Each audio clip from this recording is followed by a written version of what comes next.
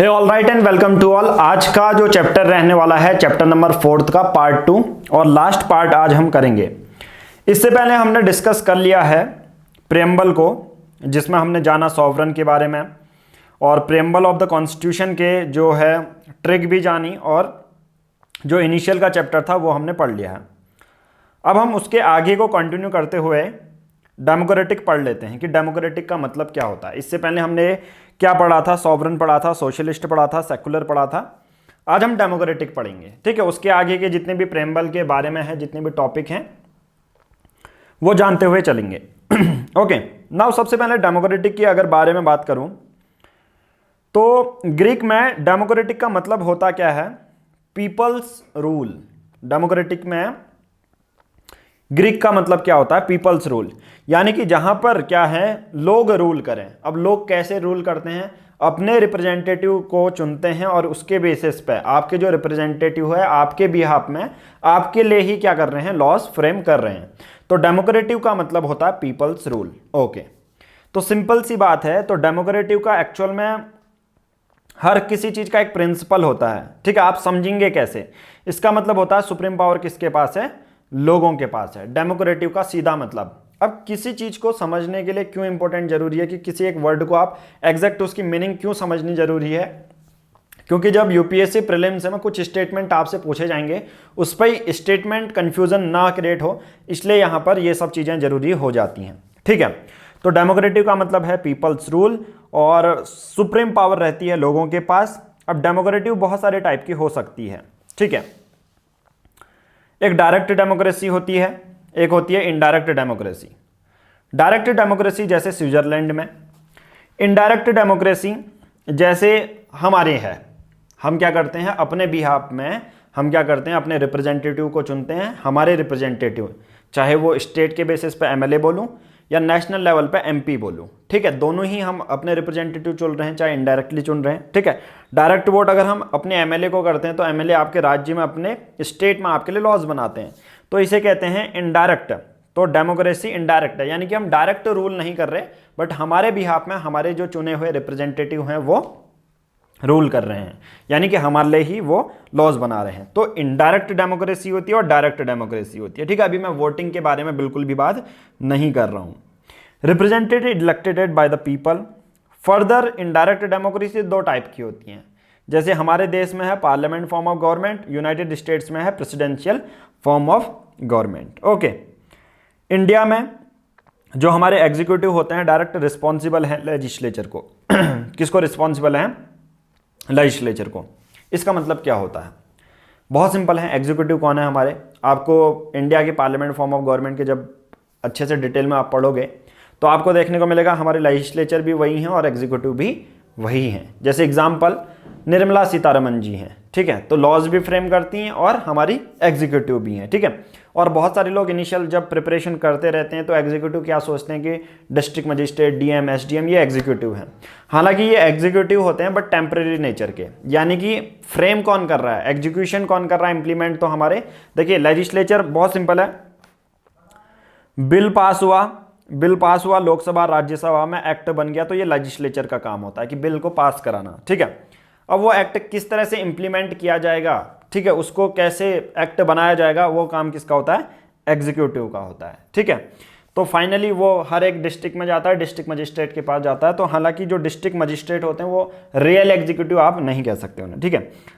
तो एग्जीक्यूटिव हमारे किसके लिए रिस्पॉन्सिबल है, लेजिस्लेचर के लिए, ठीक है। ये याद रखना डेमोक्रेटिक फॉर्म ऑफ गवर्नमेंट में। ओके, अब रिस्पॉन्सिबल क्यों भी है, एक और चीज आती है। एग्जीक्यूटिव जनरली वो होते हैं जो प्रेजेंट हमारी केंद्र में जिसकी सरकार होती है, जैसे बीजेपी के। अभी आप सबको देखने को मिलेगा आज जब मैं ये वीडियो रिकॉर्ड कर रहा हूँ, आज है 14 अक्टूबर, ठीक है, आज 14 अक्टूबर है। तो इसके बेसिस पर इससे पहले द हिंदू में एक एडिटोरियल आया था जिसमें हमें ये देखने को मिला था कि जनरली करंटली अभी क्या है, प्रेजेंट में जितने कैबिनेट के मंत्री हैं वो सब बीजेपी सरकार के ही हैं, ठीक है। तो अब क्या होता है, लेजिस्लेचर ये चाहे, लेजिस्लेचर आप सबको पता है नो कॉन्फिडेंस ऑफ मोशन भी पास करती है, जिसके बेसिस पर प्रेजेंट सरकार को अगर जो एमपीज हैं अगर वो फेवर में नहीं होंगे प्रेजेंट गवर्नमेंट की, तो जो सरकार है वो गिर भी सकती है। इसलिए जो हमारे एग्जीक्यूटिव होते हैं किसके लिए रिस्पॉन्सिबल है? लेजिस्लेचर। और लेजिस्लेचर और कोई नहीं बल्कि हम हैं, क्योंकि हमारे ही द्वारा वो चुने गए हैं। तो एक्चुअल में हमारे जो एग्जीक्यूटिव होते हैं फाइनली हमारे लिए रिस्पॉन्सिबल हैं। बट उससे पहले अगर पॉलिटिकल फॉर्म में बात करूं तो एग्जीक्यूटिव किसके लिए रिस्पॉन्सिबल हैं? लेजिस्लेचर के लिए। ठीक है, आई थिंक ये आपको समझ में आया होगा। डेमोक्रेसी को अच्छे से आप समझोगे तो प्रीलिम्स के क्वेश्चन भी अच्छे से फ्रेम कर पाओगे। ओके, नाउ अभी डायरेक्ट और इनडायरेक्ट डेमोक्रेसी के बारे में बात करूंगा कि लास्ट में कितने टाइप की होती हैं डायरेक्ट डेमोक्रेसी और कैसे कैसे होती हैं। बट सबसे पहले ये समझ लो अभी कि डेमोक्रेटिक का मतलब क्या होता है। ठीक है, अब डेमोक्रेटिक हमारे 3 टाइप की हैं, जिसमें पॉलिटिकल डेमोक्रेसी है, सोशल डेमोक्रेसी है और इकोनॉमिक डेमोक्रेसी है। ठीक है, और एक और चीज़ प्रीलिम्स में आपको ये याद रखना है, हमारे पास ये तीनों ही होनी चाहिए। हमारे पास पॉलिटिकल डेमोक्रेसी भी होनी चाहिए, सोशल डेमोक्रेसी भी होनी चाहिए और इकोनॉमिक डेमोक्रेसी भी होनी चाहिए। अब इसका मतलब क्या है? एक और चीज़ है, liberty can not be diverse from equality and vice versa. यानी कि सिंपल सी बात है, अगर आपके पास लिबर्टी है तो आपके पास सिमिलर पैरेलल में आपके पास क्या भी होनी चाहिए? इक्वलिटी भी होनी चाहिए। सिमिलरली आपके पास इक्वलिटी है तो आपके पास लिबर्टी भी होनी चाहिए। एग्जाम्पल, ठीक है, एग्जाम्पल मैं समझाता हूं, बहुत सिंपल है। यहां पर देखो क्या लिखा है, without equality liberty produce supremacy और equality without liberty kill individual initiative. Without equality, equality नहीं है तो लिबर्टी, एक पर्सन की जो है सुपरमेसी क्रिएट हो जाएगी। एग्जाम्पल देखो, बहुत सिंपल से है, लिबर्टी, ठीक है, लिबर्टी और इक्वलिटी। अगर सभी लोग फ्री हैं मान के चलो, ठीक है, सभी के पास खुली आज़ादी की है, वो कुछ भी करे, फ्रीडम है उनके पास, बट इक्वलिटी नहीं है। सिंपल सी बात है, कोई कुछ भी कर रहा है तो एक पर्टिकुलर पर्सन की जो है फ्रीडम हो जाएगी, यानी कि एक पर्टिकुलर पर्सन की सुपरमेसी हो सकती है कि यार एक रूल कर रहा है किसी औरों में। तो लिबर्टी भी होनी चाहिए और इक्वलिटी भी होनी चाहिए। वैसे ही अगर मैं दिखाता हूं आपको, ये वाला कॉन्सेप्ट है इक्वलिटी और लिबर्टी वाला, ठीक है, इस पर तो हमने कहा लिबर्टी है, इक्वलिटी नहीं है। अब मैं कहूँ इक्वलिटी है, अब मैं कहूँ इक्वलिटी तो है बट लिबर्टी नहीं है हमारे पास, कुछ करने का जो भी हम अपने तरीके से करना चाहते हैं वो नहीं है। तो सिंपल सी बात है, कोई एक इंडिविजुअल है ना, वो अपने तरीके से काम नहीं कर पाएगा। लोग सभी इक्वल हैं पर लिबर्टी नहीं है लोगों के पास काम करने की, या किसी भी चीज़ में भी आप इसे इंक्लूड कर सकते हो। तो equality without liberty kill individual के इनिशिएटिव को यहाँ पर किल कर सकती है। तो हमेशा ये याद रखना, डेमोक्रेसी में या डेमोक्रेटिक में लिबर्टी के साथ साथ इक्वलिटी भी होनी चाहिए, और इक्वलिटी एग्जिस्ट करेगी, लिबर्टी और इक्वलिटी एग्जिस्ट करेगी तभी फ्रेटर्निटी भी होगी, भाईचारा भी होगा। तो तीनों के कॉम्बिनेशन को अच्छे से समझना, और इसके बेसिस पर जब आप ये समझ ले तो तभी आपके प्रीलिम्स के क्वेश्चन सॉल्व होते हैं। ठीक है, तो ये सब चीज़ें मैंने बता दी। अब मैं थोड़ा सा इसको और समझा देता हूँ डेमोक्रेसी के बारे में। ठीक है, अब जो डेमोक्रेटिक कैरेक्टर है उसका कैरेक्टरिस्टिक्स क्या क्या है। अगर हम कहेंगे भारत में डेमोक्रेसी है तो उसकी कुछ विशेषताएं बताइए। डेमोक्रेसी का एक सिंपल सा मीनिंग समझो ताकि आपके माइंड में क्लैरिटी हो जाए और प्रीलिम्स के हर एक क्वेश्चन को टू द पॉइंट समझो, एनालिटिकल। डेमोक्रेसी का मतलब फाइनली, डेमोक्रेसी अगर किसी देश में है तो हमारे पास कितनी पावर है, हमारा कितना रूल चल रहा है वो है। हम अपने बेसिस पर अपने रिप्रेजेंटेटिव को चुन रहे हैं और वो अपने हमारे बिहाफ में हमारे लिए लॉ बना रहे हैं। तो डेमोक्रेटिक के दूसरे कैरेक्टर अगर बारे में बताऊं, हालांकि ये जरूरी नहीं है कि ये कैरेक्टर सब जगह हो, भारत के कैरेक्टर के बारे में बता रहा हूं, और जरूरी नहीं है कि जहां पर डेमोक्रेसी हो ये कैरेक्टर आपको मिले ही मिले। भारत के बारे में बात करूं तो यूनिवर्सल एडल्ट फ्रेंचाइज हमें देखने को मिलती है। 18 साल से जो भी ऊपर उम्र का है या 18 वर्ष का है तो वो सभी जो है वोट देने का अधिकार है उनको। पीरियडिक इलेक्शन होते हैं, हर 5 साल में आपको इलेक्शन देखने को मिलते हैं। रूल ऑफ लॉ है, रूल ऑफ लॉ मतलब कानून एक रूल के हिसाब से चलता है। ठीक है, एक रूल के एक प्रोसीजर के हिसाब से चलता है। Rule procedure established by law, हमने देखा ना कि लॉ कैसे बनते हैं, ऐसे ही सडन लॉ नहीं बनाए जाते हैं। रूल ऑफ लॉ है यहाँ पर। लोकसभा, राज्यसभा, प्रेसिडेंट के पास जाएंगे तब असेंट मिलेगी, ये है। एब्सेंस ऑफ डिस्क्रिमिनेशन, किसी के साथ भेदभाव नहीं होता, ये है डेमोक्रेसी। यानी कि एट द एंड आप ये समझो कि आपके लिए, आपके पास पावर है, आपके पास पूरी फ्रीडम है, तो ये एक डेमोक्रेटिक कंट्री में ही हो सकती है। चाइना जैसी कंट्री में नहीं हो सकती है, कम्युनिस्ट कंट्री है वो, डेमोक्रेटिक कंट्री नहीं है। वहां पर एक इंडिविजुअल अपने हिसाब से फ्रीडम कोई आवाज नहीं उठा सकता, प्रोटेस्ट होते हैं तो उनको जेल में डाल दिया जाता है। नाउ ये है गया डायरेक्ट और इनडायरेक्ट डेमोक्रेसी के बेसिस पे। ठीक है, अब मैं थोड़ा सा बुक को भी आपको बता देता हूं, बुक में कोई एक्स्ट्रा चीज लिखी है तो मैं आपको पढ़ा देता हूं, ठीक है, जो डेमोक्रेसी वाला है। ओके, अब देखो मैंने यहां पर पहला पैरा भी आप देखते हुआ चला करो, अगर पैरा समझना है तो इसमें क्या है। सबसे पहले यहां पर देखो वही चीजें दी गई हैं जो मैंने डॉक्ट्राइन ऑफ पॉपुलर सॉवरेनिटी बताया है। ठीक है, अब से मैंने ये भी डिसाइड किया है कि आपको जो जो यहाँ पर लिखा गया है वो भी आपको समझाते हुए चलूँ। ठीक है, टाइप्स ऑफ डेमोक्रेसी, दो टाइप की टाइप्स हैं, डायरेक्ट और इनडायरेक्ट, ये मैं अभी बताने वाला हूँ डायरेक्ट के टाइप्स। ठीक है, स्विट्जरलैंड में है रेफरेंडम, इनिशिएटिव, रिकॉल और प्लेबिसाइड, इसके नोट्स बनाए हैं, वो अभी मैं डिस्कस करता हूँ आपके साथ। ठीक है, इनडायरेक्ट डेमोक्रेसी तो आपको पता ही है। ठीक है, उसके बाद parliament form of, presidential form of government, I think मैंने यहाँ पर सब चीज़ आपसे इंक्लूड कर दी गई है। ठीक है, अब एक और चीज़ है, द टर्म, यहां पर एक पैराग्राफ है, the term democratic is used in the preamble in the broader sense embracing not only political democracy. जैसे मैंने बोला प्रेम्बल में अगर डेमोक्रेटिक कंट्री दिया है तो इसका मतलब पॉलिटिकल डेमोक्रेसी भी है, सोशल डेमोक्रेसी भी है और इकोनॉमिक डेमोक्रेसी भी है। ठीक है, याद रखना। अब इसके बेसिस पे कॉन्स्टिट्यूएंट असेंबली में 25 नवंबर 1949 में डॉक्टर BR अम्बेडकर ने डेमोक्रेसी के लिए अपना एक स्पीच भी दी थी, जहां पर इन्होंने बोला था पॉलिटिकल डेमोक्रेसी तब तक है जब सोशल डेमोक्रेसी एग्जिस्ट करती है।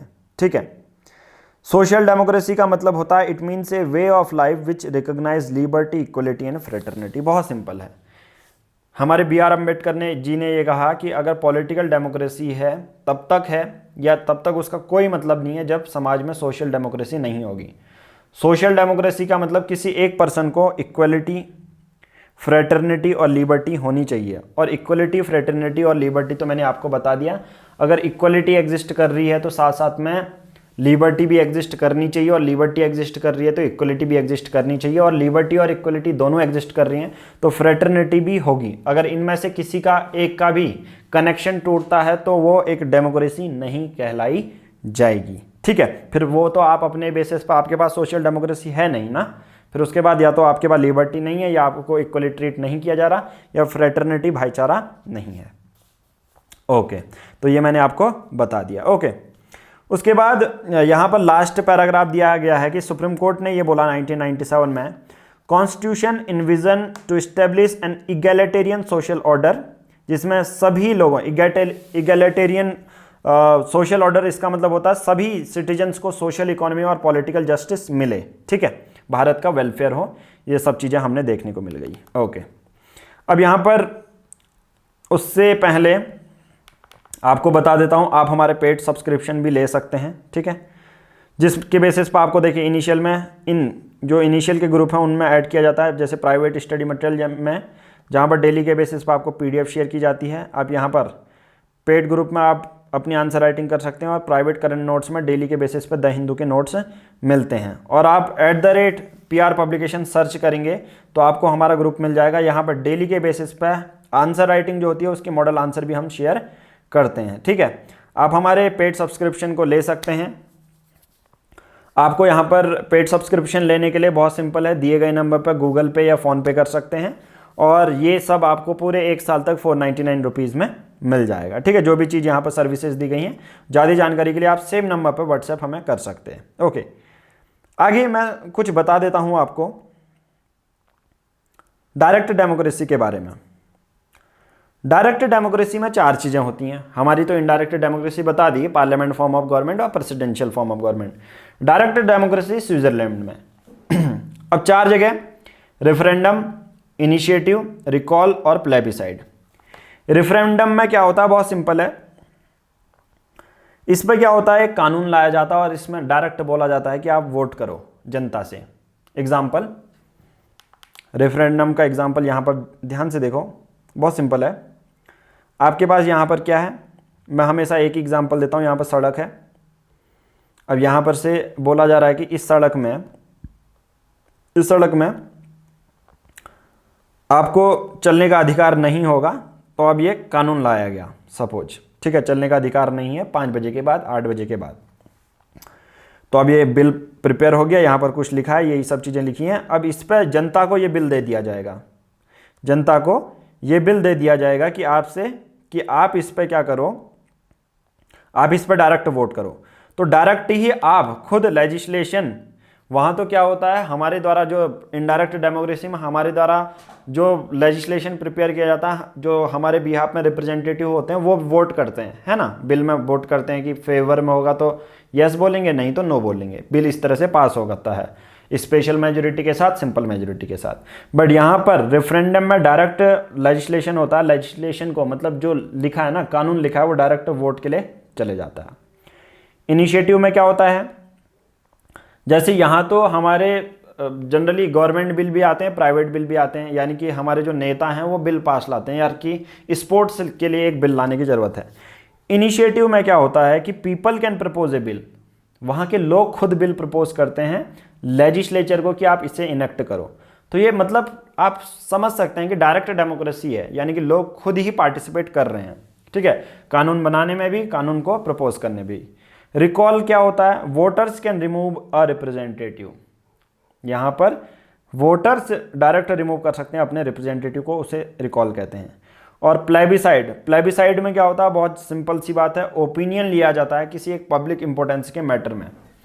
जनरली जब टेरिस्ट्रियल डिस्प्यूट देखने को मिलता है ना, 2 कंट्री हैं उनके बीच में कोई टेरिटरी डिस्प्यूट है, या एग्जाम्पल कश्मीर का, ठीक है, या दूसरी चीज़ का, कि वहाँ की जनता से पूछा जाता है कि आप किस जगह पर सम्मिलित होना चाहोगे। सपोज मैं एग्जांपल आपको बताता हूँ, यहाँ पर आपके पास 2 कंट्री हैं, सपोज एक कंट्री का नाम ए है, एक कंट्री का नाम बी है।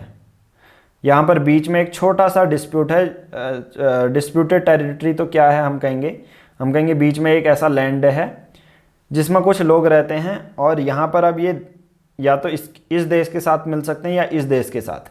तो अब इन लोगों से, जनता से क्या मांगा जाता है, ओपिनियन, कि आप बताओ, आपसे डायरेक्ट पूछा जा रहा है आपका ओपिनियन क्या है, आप ए से के साथ मिलना चाहते हो या बी के साथ इस कंट्री में मिलना चाहते हो। फिर ये अपना डेमोक्रेसी के बेसिस पे बताते हैं, ठीक है। आई थिंक ये प्लेबिसाइड भी आपको पता चल गया होगा कि ये ओपिनियन बेस्ड रहता है।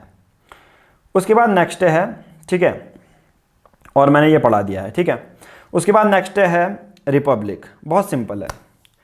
रिपब्लिक 2 तरह की होती है। किसी, देखिए, कोई एक डेमोक्रेटिक पॉलिटी, जो डेमोक्रेटिक अभी मैंने पूरा बता दिया आपको। रिपब्लिक देखिए 2 टाइप की हैं, एक है मोनार्की, एक है रिपब्लिक, ठीक है। अब देखो रिपब्लिक में होता क्या है, रिपब्लिक में जो हेड ऑफ स्टेट हैं, जनरली प्रेसिडेंट की अगर मैं बारे में बात करूं तो इलेक्टेड या तो डायरेक्टली चुने जाते हैं या indirectly, but fixed period of time के लिए, और चुने ही जाते हैं। जो हेड ऑफ स्टेट होते हैं वो चुने ही जाते हैं। हेड ऑफ स्टेट और हेड ऑफ गवर्नमेंट 2 चीज़ें हैं। हेड ऑफ स्टेट प्रेसिडेंट कहलाते हैं, head of government prime minister कहलाते हैं। बट रिपब्लिक में आपसे यही कन्फ्यूज़न आपसे पूछा जाएगा कि हेड ऑफ गवर्नमेंट, यूपीएससी देखो खेलता कैसे है। रिपब्लिक का मतलब ये आपसे बोलेगा कि यस, रिपब्लिक का मतलब होता है हेड ऑफ गवर्नमेंट जो कि इलेक्टेड डायरेक्टली और इनडायरेक्टली। तो आपको यहाँ पर फंसना नहीं है, ठीक है। आपको ये याद रखना है, जो हेड होते हैं हमारे, रिपब्लिक हेड होते हैं, हेड ऑफ द स्टेट, वो चुने जाते हैं, ठीक है। हेड ऑफ द गवर्नमेंट के बारे में बात नहीं की जा रही है। यूएसए और इंडिया में देखने को मिलता है, रिपब्लिक कंट्री है। 2 मीनिंग है रिपब्लिक के। Political sovereignty to all, not in single citizen. एक रिपब्लिक का मतलब ये भी है कि पॉलिटिकल सॉवरेनिटी सभी में होती है, एक किसी सिंगल सिटीजनशिप में नहीं। यानी कि प्राइम मिनिस्टर खुद में अपना डिसीजन नहीं ले सकते, उनके साथ बहुत सारे ऐसे हैं, पूरा एमपीज लोकसभा और राज्यसभा में जब तक मेजोरिटी नहीं होगी तो पॉलिटिकल सॉवरेनिटी भी देखने को मिलती है।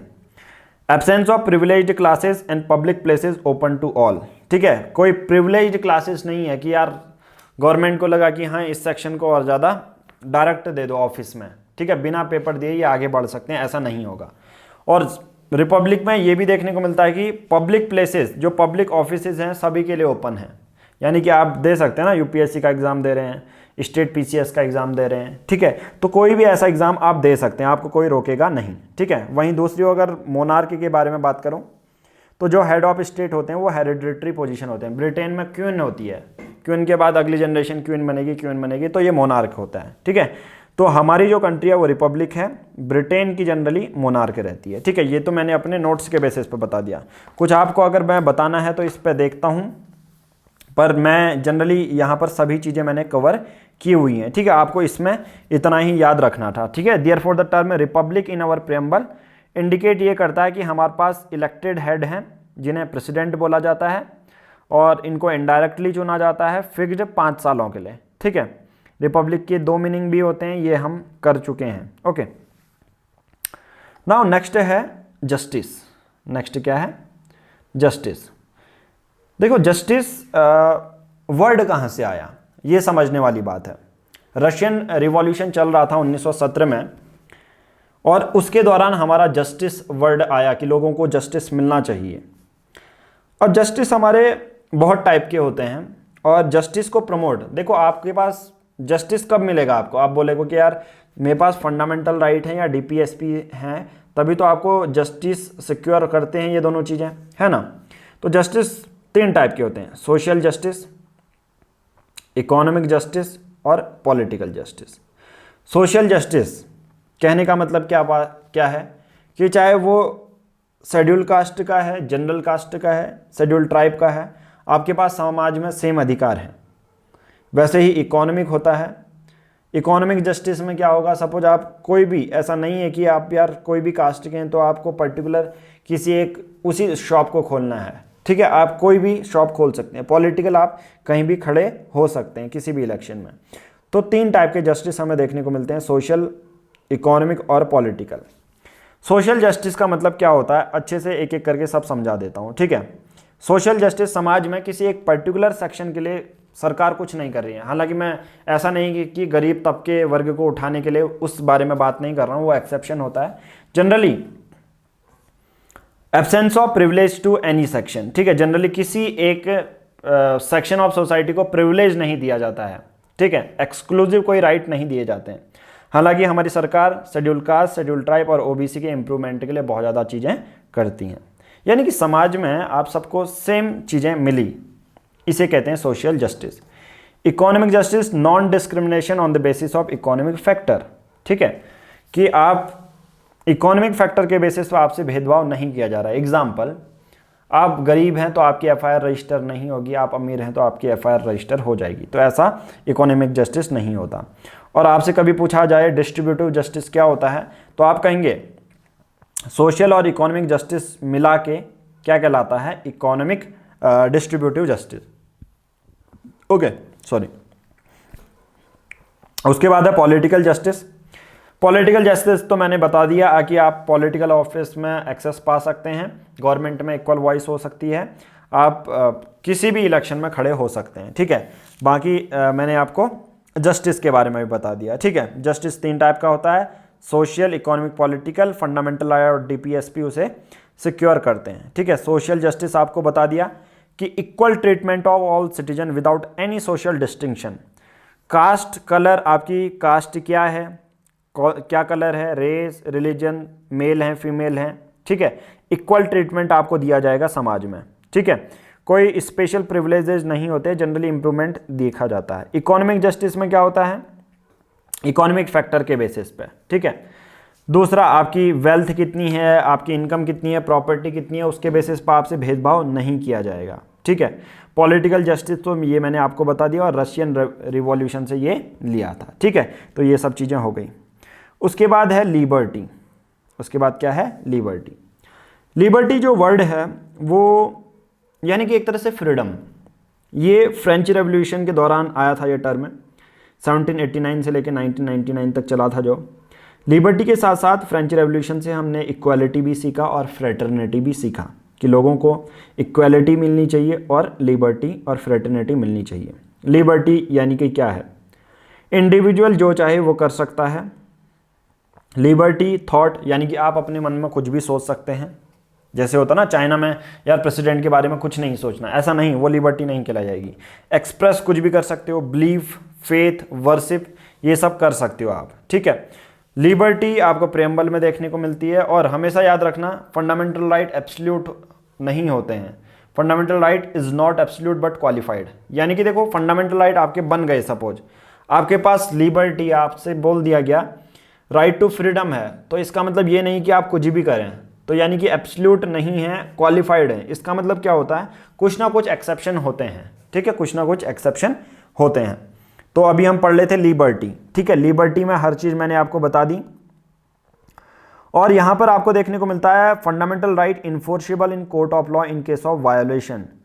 देखो, जो लोगों को, सिटीजन्स को थॉट का, एक्सप्रेशन का, बिलीफ और फेथ का, वर्शिप की लिबर्टी है, तो वो फंडामेंटल राइट से उनको मिलती है। बट अगर इसका वायलेशन होता है, आपको अपने बेसिस पर वर्शिप नहीं करनी जा रही है, आपसे ये बोला जा रहा है कि आप क्रिश्चियन को ऑप्ट करो, ठीक है, तो ये फंडामेंटल राइट है आपका, ये enforceable in court of law है। तो आप इसको इम्प्लीमेंट करने के लिए, इनेक्ट करने, इन्फोर्स करने के लिए आप कोर्ट के पास भी जा सकते हो। ओके, दूसरा ये बुक से है, ठीक है, ये तो नोट से मैंने बता दिया, जो जो मैं चीज़ें बता रहा हूँ वो बुक से हैं, ठीक है। बाकी लिबर्टी का मतलब ये नहीं होता कि आप कुछ भी करने के लिए, liberty does not mean licence to do what one like, ठीक है, जो आपको पसंद आ रहा है वो ऐसा करना नहीं है, ठीक है। ओके, बाकी ये फ्रेंच रेवोल्यूशन से मिल गया है, ठीक है, लिबर्टी भी हमने देख ली। उसके बाद देखो, उसके बाद हमें देखने को मिलता है इक्वालिटी। इक्वालिटी क्या है, बहुत सिंपल है। इक्वालिटी का मतलब क्या होता है, स्पेशल प्रिविलेज किसी को नहीं मिलेंगे, सभी को स्टेटस और अपॉर्चुनिटी सिक्योर करेगी इक्वालिटी। 3 डायमेंशन होते हैं, सिविक, पॉलिटिकल और इकोनॉमिक इक्वालिटी। सिविक जैसे आर्टिकल 14, इक्वालिटी बिफोर लॉ, कानून के सब सामने सेम है, डिस्क्रिमिनेशन नहीं होगा। 16, 17, 18। अगर इक्वालिटी में यहाँ देखूँ तो मैं ये आपको आर्टिकल 16, 17, 18 नहीं बता रहा हूँ, क्योंकि 15 में क्या लिखा है कि रिलीजन के बेसिस पर कोई डिस्क्रिमिनेशन नहीं होगा, रेस के बेसिस पर नहीं होगा आपके साथ कोई डिस्क्रिप्शन, ठीक है। तो इसे जो है सिविक इक्वालिटी कहते हैं। ओके, आप पब्लिक एम्प्लॉयमेंट पा सकते हैं, आर्टिकल 16 अगर बात करूं, ठीक है। उसके बाद आर्टिकल 17 है अनटचेबिलिटी का अबोलिशमेंट, और टाइटल्स, अबोलिशन ऑफ टाइटल्स। अभी आप सबको देखने को मिलेगा महाराजा धीराज का कोई टाइटल किसी को नहीं मिलते हैं, यानी कि समाज में सभी इक्वल हैं, तो इसे सिविक इक्वालिटी बोला जाता है। किसी को अलग से प्रिविलेज नहीं दिया जाएगा, यार महाराज जी हैं इस राज्य के, ऐसा नहीं बोला जाएगा। पॉलिटिकल इक्वालिटी में सिंपल सी बात है, सभी पर्सन एलिजिबल हैं इलेक्टोरल रोल्स के लिए। एडल्ट सफरेज यहाँ पर देखने को मिल जाता है। एडल्ट सफरेज का मतलब क्या होता है कि लोगों के पास वोट देने का अधिकार है, आर्टिकल 326 और आर्टिकल 325। इकोनॉमिक तो आपको पता है, इकोनॉमिक इक्वलिटी मतलब आप मेल काम कर रही है या फीमेल काम कर रही है, तो मेल काम कर रहा है या फीमेल काम कर रही है, इक्वल इनकम मिलती है, equal pay for equal work. ऐसा हमारा फंडामेंटल राइट तो नहीं है, बट डीपीएसपी है, यानी कि स्टेट को ये इंश्योर करना पड़ता है कि आप लोगों के वेलफेयर के लिए काम कर रहे हैं। एक और चीज़, डीपीएसपी में था ये ऊपर जो ये आर्टिकल, ये फंडामेंटल राइट के थे। फंडामेंटल राइट अगर वायलेशन होता है तो आप सुप्रीम कोर्ट के पास जा सकते हो या हाई कोर्ट के पास जा सकते हो। वहीं डीपीएसपी में ये इन्फोर्सेबल नहीं होते हैं, ठीक है। Equal pay for equal work enforceable नहीं है, अगर नहीं दिया जा रहा तो आपके पास कोर्ट के पास नहीं जा सकते आप, ठीक है। तो ये सब चीज़ें हमें देखने को मिल गई। ओके, तो ये सब चीज़ें हो गई। उसके बाद है फ्रेटर्निटी। फ्रेटर्निटी आप समझेंगे, बहुत सिंपल है, sense of brotherhood, single citizenship है। आप ऐसा नहीं कि उत्तराखंड के सिटीजन अलग से हो, आप भारतीय नागरिक हो। और फ्रेटर्निटी में आपकी कुछ फंडामेंटल ड्यूटीज़ भी बन जाती हैं, यानी कि आपको भाईचारा प्रमोट करना पड़ता है। आर्टिकल 51A में आप इंडिविजुअल की डिग्निटी को, यूनिटी और नेशन की इंटीग्रेशन को प्रमोट करते हैं। जो टर्म इंटीग्रिटी था, SSI आप सब ने पढ़ा, सॉवरन और सोशल और इंटीग्रिटी, 42nd अमेंडमेंट एक्ट के दौरान ऐड किया गया। यूनिटी और इंटीग्रिटी नेशन जो है साइकोलॉजिकल और टेरिटोरियल डायमेंशन है नेशनल इंटीग्रेशन के लिए, ठीक है। यूनिटी और इंटीग्रिटी नेशन का मतलब टेरिटोरियल डायमेंशन, यानी कि कोई टेरिटोरियल एरिया है ना हमारी, जम्मू से लेके कश्मीर तो मैं कन्याकुमारी, ठीक है। तो इस तरह से आपकी एक टेरिटोरियल डायमेंशन बन जाती है, जिसके बेसिस पर आप कह रहे हैं कि हाँ हमारे भारत की ये टेरिटोरियल एरिया है, तो आपकी साइकोलॉजिकल भी वही है और टेरिटोरियल भी डायमेंशन वो है, यानी कि इंटीग्रिटी और नेशन की यूनिटी को बनाए रखने की बात की जाती है, ठीक है। तो फ्रेटर्निटी वही होता है। अब देखो यहाँ पर फ्रेटर्निटी, अगर लक्ष्मीकांत की बुक देखोगे तो बहुत जगह ऐसी चीज़ें दी गई हैं, जैसे के.एम. मुंशी क्या कहते हैं, ड्राफ्टिंग कमेटी के मेंबर हैं कॉन्स्टिट्यूएंट असेंबली के, उन्होंने ही ये फेज दिया था, डिग्निटी ऑफ इंडिविजुअल, जो सिग्निफाई करता है कॉन्स्टिट्यूशनल सिर्फ मटेरियल बेटरमेंट की जो है इंश्योर नहीं करता, बल्कि डेमोक्रेटिक सेटअप भी करता है। सही है, और बाकी तो मैंने यहाँ पर बता दिया है। ओके, यहाँ पर आर्टिकल 1 कॉन्स्टिट्यूशन का ये भी डिक्लेयर करता है कि स्टेट के पास कोई अधिकार नहीं है, यानी कि उत्तराखंड चाहे तो वो अलग नहीं हो सकता हमारे यूनियन से, ठीक है। Indestructible nature of Indian union, यानी कि जो है यूनियन कभी नहीं टूट सकता, ठीक है, ये याद रखना, indestructible nature of the Indian union. हालांकि जो स्टेट हैं वो डिस्ट्रक्टिबल हो सकते हैं, यानी कि स्टेट बदल सकते हैं, आंध्र प्रदेश से तेलंगाना अलग हो गया, उत्तर प्रदेश से उत्तराखंड अलग हो गया, ठीक है। अब कुछ मैं सिग्निफिकेंस बताता हूं, फिर उसके बाद प्रेम्बल पार्ट है या नहीं उसको करेंगे। बहुत सिंपल है। सिग्निफिकेंस क्या है, देखो सिग्निफिकेंस क्या है इसका, के.एम. मुंशी ड्राफ्टिंग कमेटी के जो मेंबर थे, उन्होंने बोला प्रेम्बल को हॉरोस्कोप ऑफ सॉवरेन डेमोक्रेटिक और रिपब्लिक, ठीक है। It include basic philosophy, fundamental values, political, moral और रिलीजियस वैल्यूज है प्रेम्बल में। और पंडित ठाकुर दास ने बोला soul of the constitution, preamble को क्या बोला, सोल ऑफ द कॉन्स्टिट्यूशन बोला, किसने, पंडित ठाकुर दास ने। ओके, उसके बाद at the end preamble part है या नहीं, ठीक है, इसके लिए कुछ 1-2 मिनट की कल मैं वीडियो बनाऊंगा केशवानंद भारती की, इसको अच्छे से समझाऊंगा प्रेम्बल का ये सब चीज़ें क्या हैं। तो आज की इस वीडियो में तो इतना ही करेंगे, बाकी preamble as a part of the constitution और प्रेम्बल को कैसे बदला जा सकता है उसके बारे में भी बताएंगे कि कौन कौन सी चीज़ें हैं, ठीक है। बाकी ये चैप्टर हमारा कंप्लीट हो चुका है, 3 पार्ट में इसको हम करेंगे। तो अब हमारा क्या बचा, preamble part of the constitution, ये वाला, ठीक है, preamble part of the constitution बचा, और प्रेम्बल को कैसे बदल सकते हैं वो, ठीक है। बाकी हमने प्रेम्बल के जो है सिग्निफिकेंस पढ़ लिए। तो प्रेम्बल के सिग्निफिकेंस थोड़ा सा और बता देता हूँ। कुछ और लोगों के भी नाम हैं यहाँ पर, जो ज़रूरी नहीं है कि आपको याद करने ही है, ठीक है। यहाँ पर एक बुक का नाम दिया गया है, principle of social and political theory, 1951 में एक बुक लिखी गई थी, ठीक है। तो ये सब चीज़ें यहाँ पर देखने को मिल जाती है। और यहाँ पर दूसरे पंडित ठाकुर दास की मैंने बता दिया स्टेटमेंट, के.एम. मुंशी का स्टेटमेंट है। सर अल्लादी कृष्णा स्वामी अय्यर क्या कहते हैं, ये मेंबर हैं कॉन्स्टिट्यूएंट असेंबली के, ये कहते हैं the preamble to our constitution express what we had thought our deemed so long. तो सर अल्लादी ये कहते हैं कि प्रेम्बल वो चीज़ है कॉन्स्टिट्यूशन का जिसके लिए हमने सोचा था कि हमारा कॉन्स्टिट्यूशन कैसा होगा।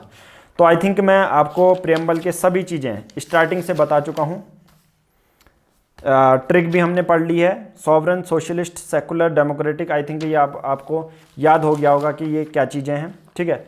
कल हम पढ़ेंगे प्रेम्बल कॉन्स्टिट्यूशन का पार्ट है या नहीं, ठीक है, या प्रेम्बल अलग है या कॉन्स्टिट्यूशन अलग है, और प्रेम्बल को कैसे बदला जा सकता भी है या नहीं, और बदला गया है तो कितनी बार बदला गया है, ठीक है। अगर आपको पता है तो कमेंट बॉक्स में आप बताइए, ठीक है। बाकी आप क्या कर सकते हैं, अगर आप यूपीएससी के लिए प्रिपेयर कर रहे हैं तो आप हमारे पेड सब्सक्रिप्शन ले सकते हैं। आपको 7505134889 इस नंबर पर व्हाट्सएप करना है, हम आपको पूरी जानकारी देंगे कि आपको 499 रुपीज़ में पूरे 1 साल तक क्या मिलने वाला है, करंट से लेके यानी कि प्रीलिम्स से लेके इंटरव्यू तक, फ़ोन गाइडेंस, हर चीज़, और मटेरियल भी आपको मिलेगा डेली के बेसिस पे। आज की इस वीडियो में इतना ही, थैंक यू।